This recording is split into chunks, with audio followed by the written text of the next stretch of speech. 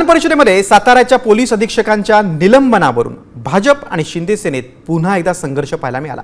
उपसभापती नीलम गोरेंच्या निलंबनाच्या आदेशावर नंतर निर्णय घेण्यात येईल अशी सूचना सभापती राम शिंदेंनी दिली। सुरुवातीला उपसभापतींना निलंबनाचे अधिकार नाहीत असं राम शिंदेंनी सांगितल्यामुळे शिंदे सेना पुन्हा आक्रमक झाली।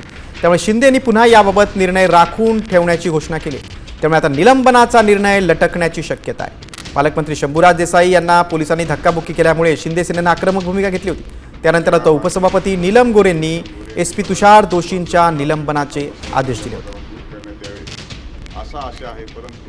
या प्रकरणी संबंधित दोषी बाबत कारवाई करण्याचे अधिकार कार्यकारी प्रशासनाचे असतात।